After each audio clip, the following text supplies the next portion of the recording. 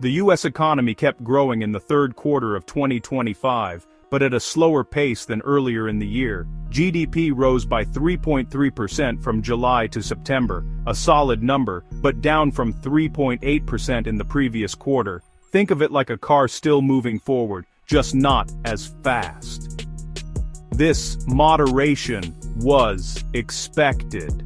Experts knew the rapid growth couldn't last forever. The government's release of these numbers was delayed by a 43-day shutdown, creating uncertainty for businesses and investors. Once the data arrived, it confirmed steady, if slower, progress. The economy proved resilient, overcoming challenges and continuing to expand. This period of moderate growth sets the stage for what's next. We'll look at what fueled this growth, who benefited, and what obstacles remain. Understanding this moment helps us see the bigger picture as 2025 ends and a new year approaches. The story is complex, with both bright spots and areas of concern. The main takeaway: the U.S. economy is still moving forward, but the pace is easing. This resilience is a key theme as we dig deeper. Let's explore what's driving the numbers, and what's holding them back. The details reveal both the strengths and vulnerabilities of today's economy. Consumer spending was the main engine powering the economy. Americans kept buying, especially before government tax credits for electric vehicles expired in September, causing a surge in car sales. This rush to buy EVs gave a noticeable boost to the quarter's numbers. But it wasn't just cars. Spending on travel, hotels, and restaurants also jumped as people sought experiences after years of disruptions.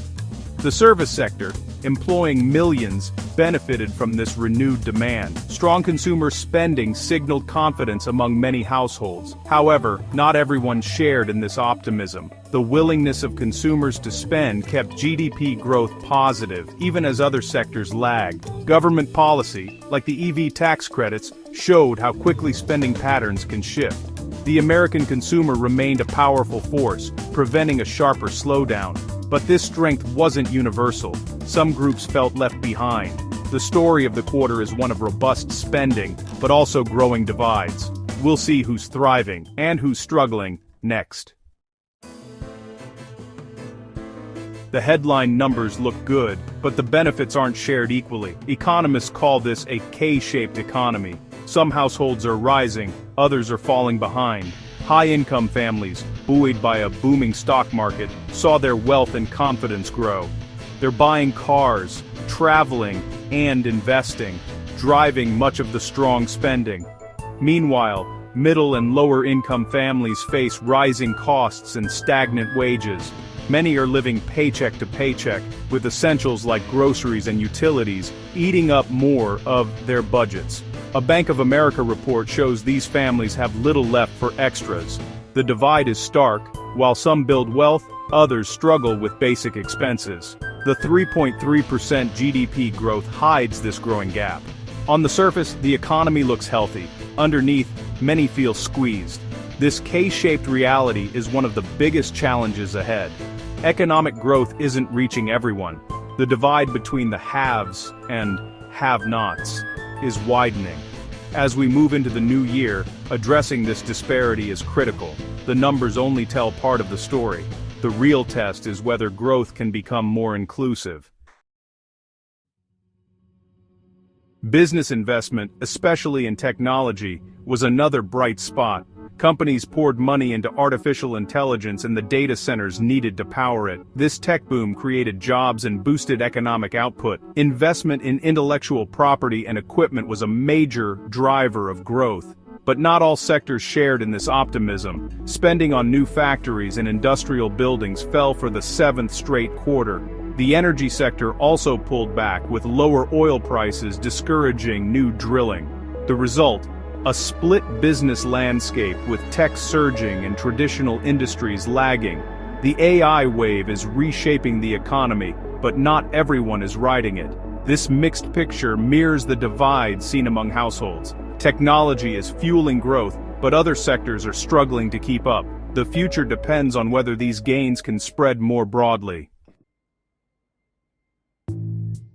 Inflation made a comeback in the third quarter, putting new pressure on families. Prices rose faster, with the PCE index climbing at a 2.8% rate, up from 2.1% the previous quarter. This pushed inflation further from the Federal Reserve's 2% target. Strong consumer demand, higher energy costs, and trade policies all played a role.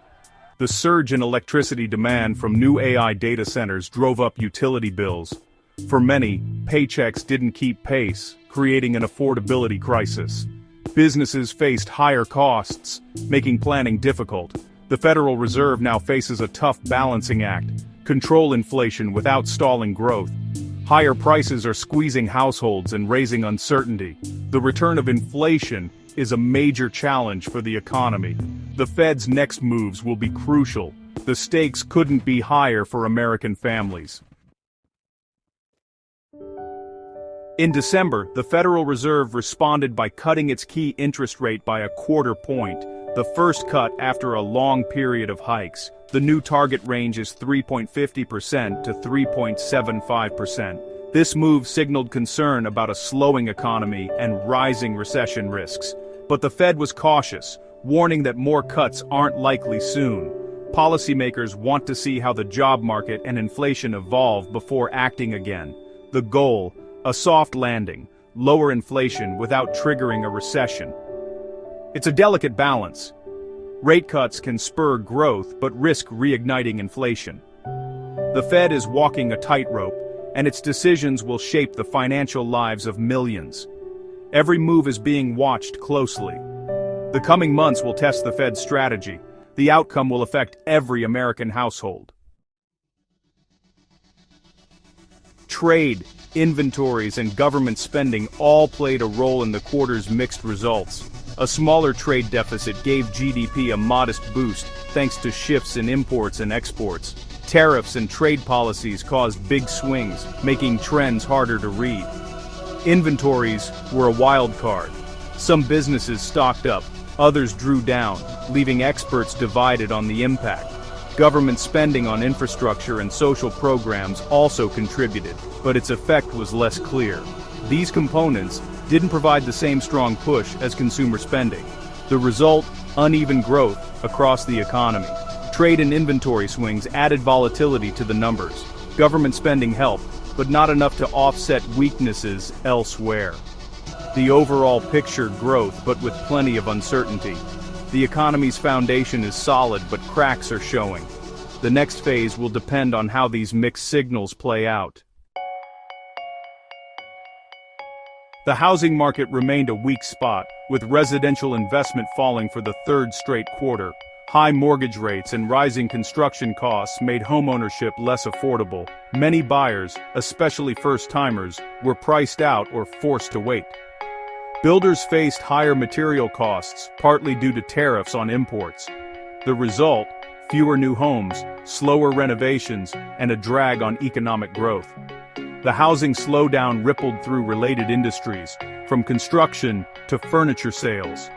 This stands in contrast to the tech boom elsewhere in the economy.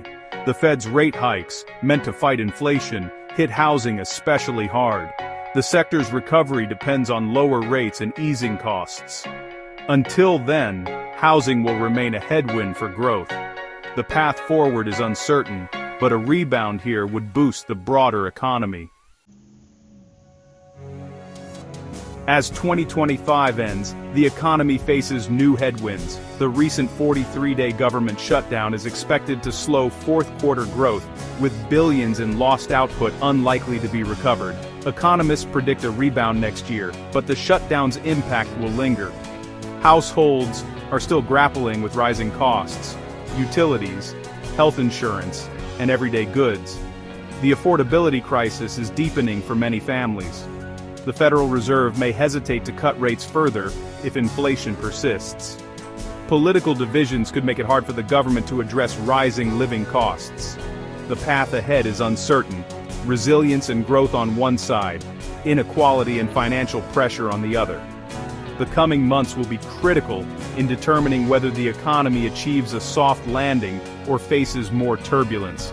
Policymakers are watching closely, but solutions won't come easily. The story of 2025 is one of both progress and persistent challenges.